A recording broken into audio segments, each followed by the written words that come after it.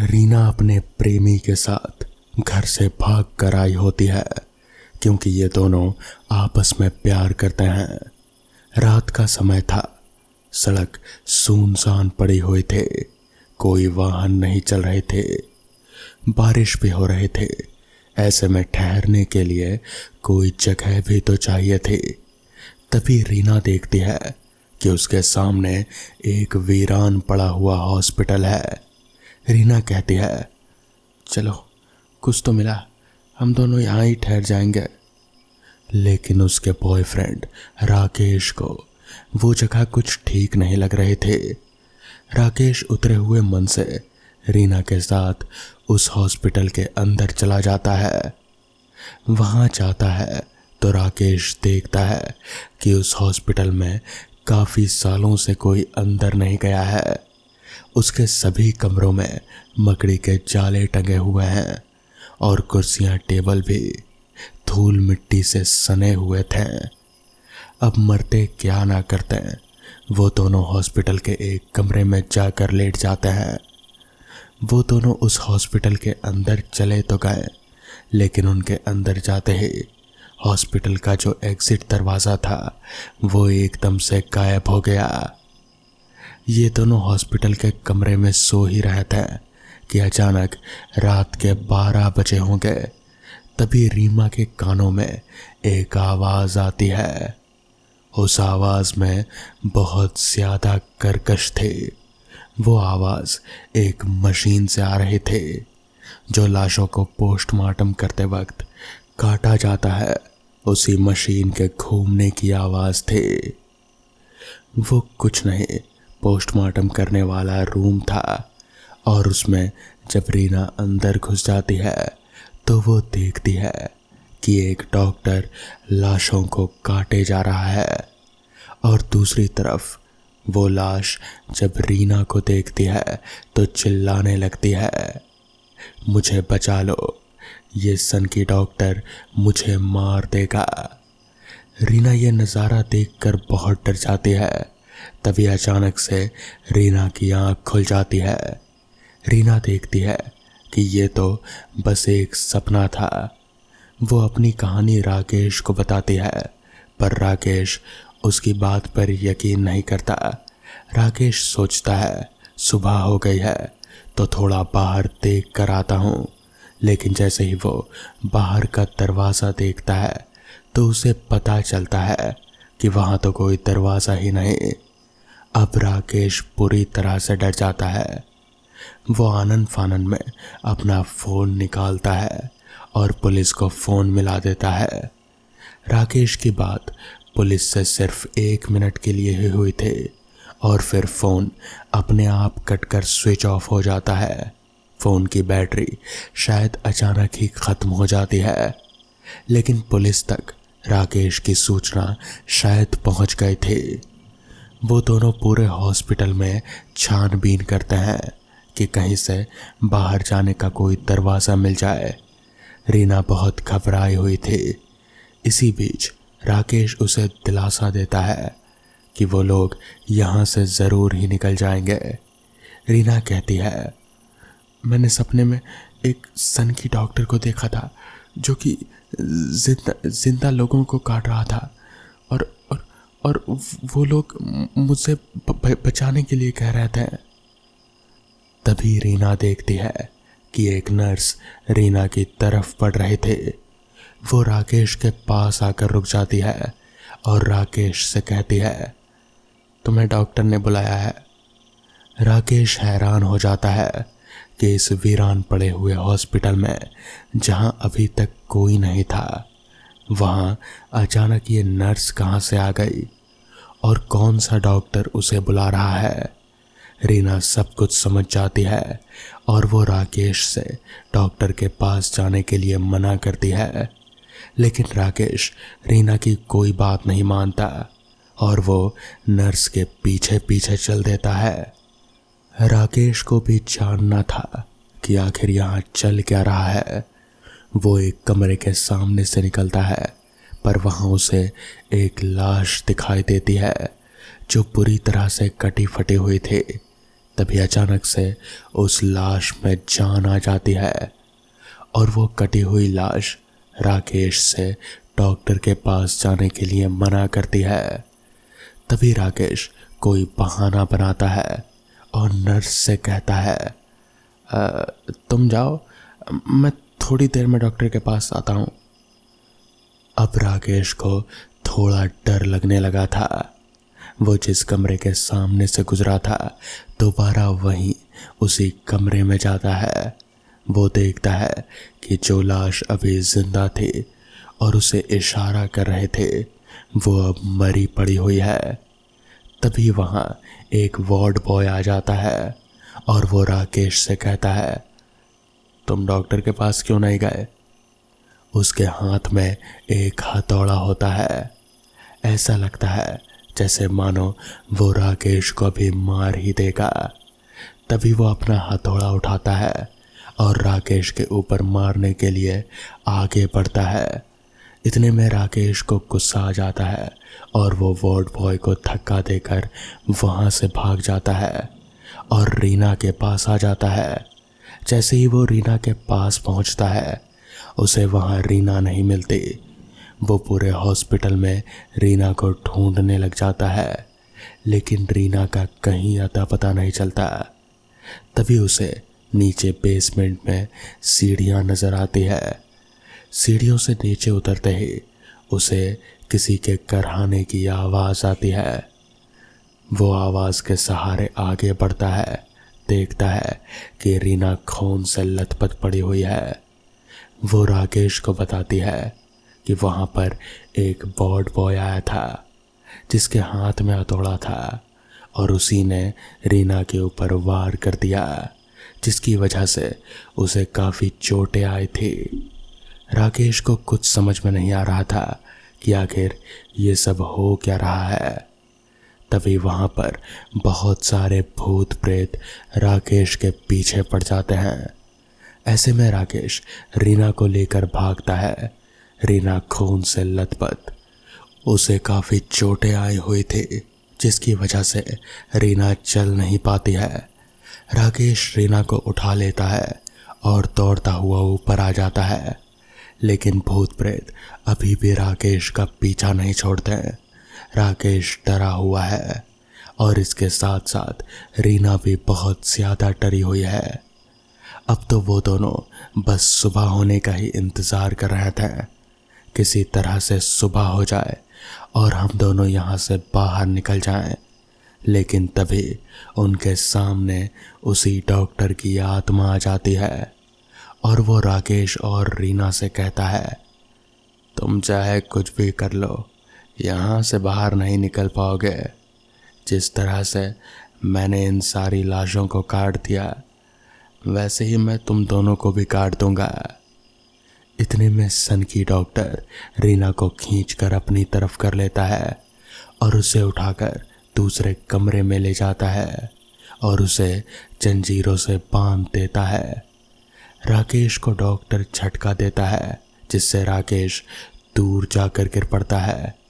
अब राकेश को कुछ भी समझ में नहीं आ रहा था कि वो क्या करे क्योंकि रीना भी उसके हाथ से चली गई थी। रीना चिल्लाती है कि राकेश उसे बचा ले पर वो सन की डॉक्टर वो रीना को एक टेबल पर लिटा देता है और उसे जंजीरों से बांध देता है और इस तरह से डॉक्टर रीना को पूरा काट देता है। ये सब कुछ राकेश की आंखों के सामने होता है। फिर राकेश देखता है कि रीना की आत्मा भी अब डॉक्टर के साथ ही खड़ी है। देखते ही देखते रीना की आत्मा भी डॉक्टर के साथ काम करने लग जाती है और वो दोनों एक साथ ही राकेश के सामने आ रहे थे। करीब 15 मिनट बाद पुलिस उस अस्पताल के पास पहुंचती है। अस्पताल का दरवाज़ा तोड़कर पुलिस जब अंदर पहुंचती है तो अंदर का नज़ारा देखकर एक पल के लिए वो लोग भी घबरा गए। अंदर रीना और राकेश की आधी कटी हुई लाश दरवाजे के ठीक सामने ही पड़ी थी। किसी को भी कुछ समझ में नहीं आ रहा था कि आखिर उनके साथ हुआ क्या। मगर उनके साथ क्या हुआ ये तो हम लोग जानते ही हैं। तो दोस्तों, ये थी आज की पहली कहानी। तो चलिए बढ़ते हैं आज की दूसरी कहानी की ओर। मेरा नाम अमन है, पूरा नाम अमन खान। मैं एक बहुत ही सफल बिजनेसमैन हूँ। मेरी एक बीवी है और 2 छोटे छोटे बच्चे। आप कह सकते हैं कि बहुत ही प्यारी फैमिली, कंप्लीट फैमिली। आज के ज़माने में जब ये बातें सुनता हूँ कि भूत प्रेत जिन्नात कुछ नहीं होते, तो सुनकर बड़ा अजीब लगता है। अजीब इसलिए लगता है क्योंकि मेरे साथ हुई वो घटना जिसे मैं आज तक नहीं भुला पाया, वो हर समय मेरे जहन में तैरती रहती है। मेरी उम्र 45 साल है और मेरी शादी 40 साल की उम्र में हुई थी। मैंने शादी इतनी लेट क्यों करी, उसके पीछे भी एक बहुत बड़ी वजह, या फिर आप कह सकते हैं कि एक घटना। आज भी वो घटना, वो हादसा मेरे दिमाग में ही है। जब भी रात में मैं सोता हूँ तो हादसा मेरे सपनों में आज भी आता है। आज भी जब मैं किसी सुनसान रास्ते को देखता हूँ तो मेरे पूरे जिस्म में सिहरन सी पैदा होने लगती है। आप कह सकते हैं कि मैं पूरी तरीके से डर जाता हूँ। आज भी मैं सुनसान रास्तों पर अकेला नहीं जाता। बात 1990 की है। ये वो दौर है जिसे लोग आज भी याद करते हैं। मैं तो कभी चाह कर भी नहीं भूल सकता। मैं अपने घर का इकलौता लड़का था। आप समझ सकते हैं कि अपने माँ बाप की इकलौती औलाद। मेरे माँ बाप ने मुझे बहुत ही नाज से पाला था। उसका अंजाम ये हुआ कि मैं थोड़ा सा बिगड़ गया, थोड़ा सा शरारती हो गया। 90 के दौर में शरारती लोगों को बिगड़ा हुआ कहा जाता था। उस वक्त के लोगों का शरारत करने का अंदाज थोड़ा अलग था। मैं 12वीं क्लास का स्टूडेंट था। हमारे गांव से करीब 5 किलोमीटर दूर हमारा स्कूल था। हमारे अब्बा ने हमें एक साइकिल ला कर दी थी और मैं उसी साइकिल से 5 किलोमीटर का सफ़र करके स्कूल जाया करता था। इम्तिहान यानी कि एग्ज़ाम सर पर थे और मुझे फर्स्ट आना था। उस वक्त इंटर के बाद बहुत कम लोगों को मार्क्स अच्छे मिला करते थे। हमारे मास्टर जी ने कहा कि हमसे ट्यूशन ले लो, क्योंकि मेरा गणित थोड़ा कमज़ोर था। मगर मास्टर जी के घर और हमारे घर का करीब 10 किलोमीटर का फासला था। हमारे मास्टर जी ने ही ट्यूशन के बारे में हमारे माँ बाप से बात करी और फैसला ये हुआ कि कल से मैं मास्टर जी के घर पर ट्यूशन पढ़ने जाऊंगा। मेरा रोज़ का मामूल बन गया था। मास्टर जी के घर पर ट्यूशन पढ़ने जाने लगा। मगर जब पहले दिन मेरी अम्मी ने मुझसे कहा, बेटा एक जो रास्ता गांव के दाएं तरफ से होकर जाता है जंगल का, उस रास्ते पर कभी मत जाना। गांव के लोग वहां जाने से कतराते थे। मेरे दिल में ये उत्सुकता पैदा हो गई कि उस सुनसान इलाके में ऐसा क्या है। मगर मैंने अम्मी की हाँ में हाँ मिलाई। ठीक है, अभी मैं उस रास्ते से नहीं जाऊंगा, आप जहाँ से कहोगी मैं वहीं से जाऊंगा। और मैं रोज़ जाने लगा। मगर दिक्कत ये थी कि मास्टर साहब बहुत देर तक पढ़ाते थे, इसलिए इम्तिहान सर पर थे। आते आते रात हो जाया करते थे। एक दिन मेरे दिल में ख्याल आया, क्यों ना उस दूसरे रास्ते की तरफ से एक बार ट्राई मारा जाए, शायद वो रास्ता शॉर्टकट हो। वो मेरी ज़िंदगी की सबसे बड़ी गलती साबित हुई, जिसमें मेरी ज़िंदगी बदल गई। आज भी मैं सोचता हूँ कि क्यों मैं उस रास्ते पर गया था। आज भी मैं सोचता हूँ कि मुझे उस रास्ते पर नहीं जाना चाहिए था। जब भी मैं मास्टर जी के पास ट्यूशन पढ़ने जाया करता था तो हमेशा मेरे दिल में उत्सुकता रहती थी, आखिर क्यों अम्मी उस रास्ते पर जाने से मना करती है। नौजवानों की उम्र थी। एक दिन घर आते आते मेरे दिल में ख्याल आया कि कल ट्यूशन पढ़ने के लिए जल्दी निकलूँगा और उसी रास्ते से निकलूँगा जहाँ माँ मना करती थी, और मैंने यही किया। दूसरे दिन अपनी सोच के मुताबिक घर से जल्दी निकल दिया और गांव के दाहिनी तरफ से मैंने अपनी साइकिल मोड़ दी जहां से निकलने के लिए मुझे मना किया गया था। जब मैं उस तरफ चल दिया तो मैंने महसूस किया कि वहां पर झाड़ियां बहुत है, साइकिल चलाने में बहुत दिक्कत हो रही थी। फिर मैंने साइकिल पीछे मोड़ दी और सोचा कल कैंची लेकर आऊँगा और झाड़ियाँ काट लूँगा। दूसरे दिन मैंने यही किया, कैंची लेकर निकला। रास्ते में जितनी भी झाड़ियाँ थी उन सबको थोड़ा थोड़ा काटते चला गया। ये देखकर मैं हैरान हो गया कि वहाँ से मास्टर जी के घर का रास्ता बहुत कम था। फासले पर अमूमन मुझे 2 घंटे लगते थे और झाड़ी वाले रास्ते से मैं आधे घंटे में ही वहाँ पर पहुँच गया। मैंने सोचा कि माँ बेकार में ही परेशान हो रहे थे, यहाँ तो मैं जल्दी आ गया। मैंने सोचा गांव के लोग एक नंबर के बेवकूफ़ हैं, वो यहाँ से आने के बजाय लंबे रास्ते से होकर आते हैं और इस रास्ते पर बेवजह ही डरते हैं। मैंने तो ऐसा कुछ नहीं देखा, वो एक सीधा रास्ता था। मास्टर जी मुझे देखकर चौंक गए, बोले कि मैं बड़ा जल्दी आ गया, तो मैंने उनसे झूठ बोल दिया कि मैं आज घर से जल्दी निकल आया। फिर मेरा रोज का मामूल हो गया, मैं उसी रास्ते से जाने लगा। अब तो मुझे वहाँ पर जाते हुए मज़ा आने लगा था। गाना गाते हुए अपनी ही धुन में बहुत तेज़ी से साइकिल चलाता हुआ चुपचाप निकल जाता। मगर एक रोज़ की बात है, उस दिन गर्मी बहुत तेज़ थी और मैं उसी रास्ते से निकल कर जा रहा था।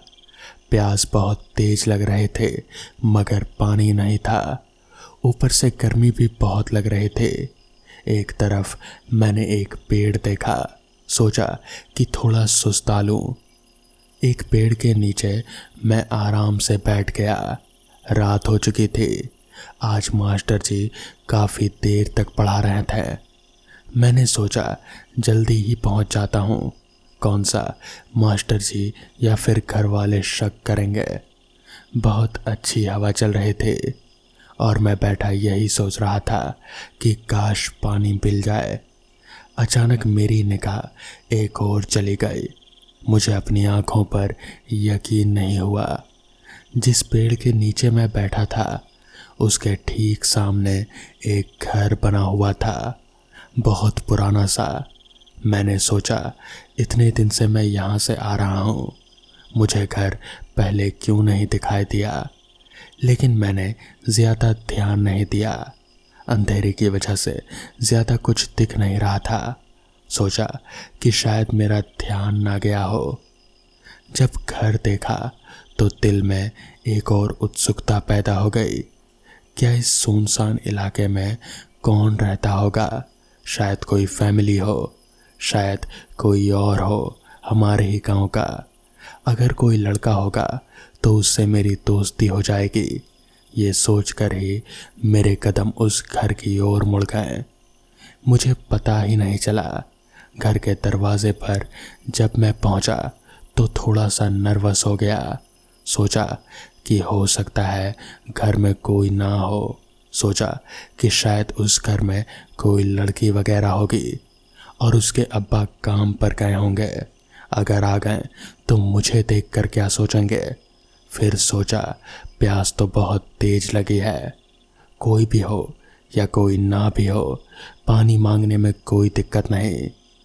ये सोच ही रहा था कि ऐसा लगा कि जैसे कोई मेरे पास से बहुत तेज़ी से निकला।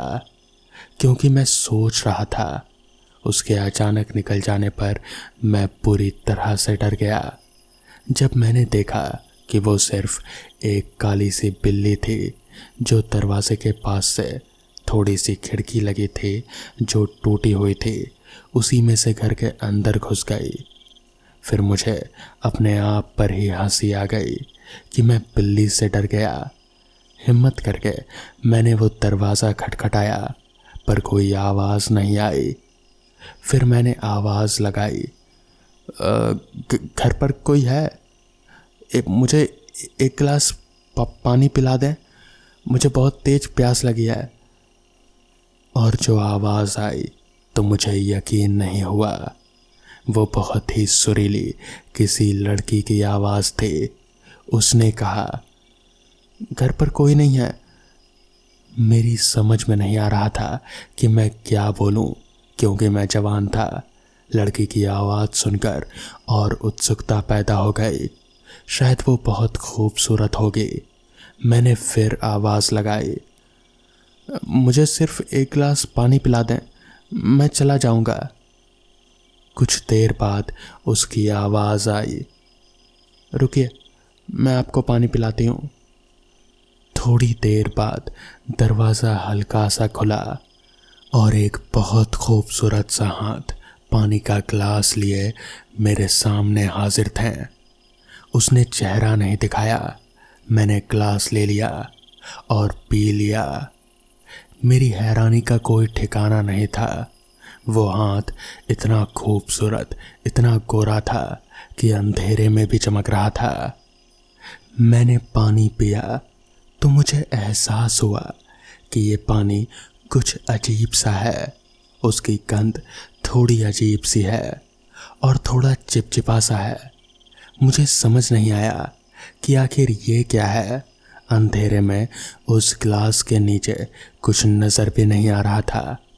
मैंने वो ग्लास झुकाकर अपने हाथ में थोड़ा सा पानी लिया तो मेरी हैरानी का कोई ठिकाना नहीं रहा, क्योंकि वो पानी नहीं बल्कि लाल लाल खून था।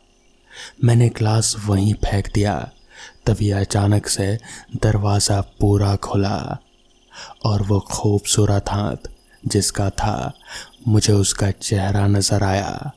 वो चेहरा मैं आज तक अपनी ज़िंदगी में कभी नहीं भूल सकता। वो जो कुछ भी था वो इंसान तो नहीं था। उसकी आंखें बिल्कुल लाल थीं और चेहरे पर पूरी तरह से कीड़े रेंग रहे थे। सिर पर बाल आधे जले हुए और चिपके हुए थे। बस वो हाथ ही था जो थोड़ा खूबसूरत था। मुझे कुछ समझ नहीं आ रहा था कि अब ये क्या भला है। मैं समझ गया था कि अगर मैं यहाँ यूं ही पड़ा रहा तो फिर मेरी जान जाएगी। मैं जल्दी से ज़मीन पर से उठा और गिरते पड़ते भागते हुए अपनी साइकिल के पास आया और जैसे तैसे अपनी साइकिल लेकर भागते भागते घर पहुंचा। घर पहुंचकर मैंने सबको पूरी बात बता दी। मैं इतना डरा हुआ था कि मैं अपने अंदर उस चीज़ को रख नहीं सका। जिसके बाद पहले तो घर वालों ने मुझे बहुत डांट फटकार लगाई और फिर बताया कि दरअसल उस रास्ते पर उस चुड़ैल का वास है। वो उसी झोपड़ी में रहती है और लोगों को मार डालती है। जो भी उस रास्ते से गुजरते हैं वो उनको अपना शिकार बनाती है। वो तो तुम्हारी किस्मत अच्छी थी जो तुम्हारे गले में मौलवी साहब का दिया हुआ वो ताबीज़ था, वरना पता नहीं आज क्या हो जाता। उस दिन के बाद से मैंने उस रास्ते से जाना ही छोड़ दिया। मगर वो चेहरा, वो पूरा घटना मेरे दिमाग में जैसे बैठ सा गया और ये काफ़ी सालों तक चला। मैं बहुत ही परेशान सा रहने लगा था। रातों को नींद नहीं आते थे। मगर फिर धीरे धीरे सब कुछ पहले जैसा हो गया। तो दोस्तों, ये थी आज की कहानियाँ। अगर आपको ये कहानियाँ पसंद आई हो तो वीडियो को लाइक और चैनल को सब्सक्राइब करना ना भूलें। तो मैं आपका दोस्त आर्यन जल्द ही मिलूँगा आपसे ऐसी ही नई कहानियों के साथ। तब तक के लिए अपना ख्याल रखें।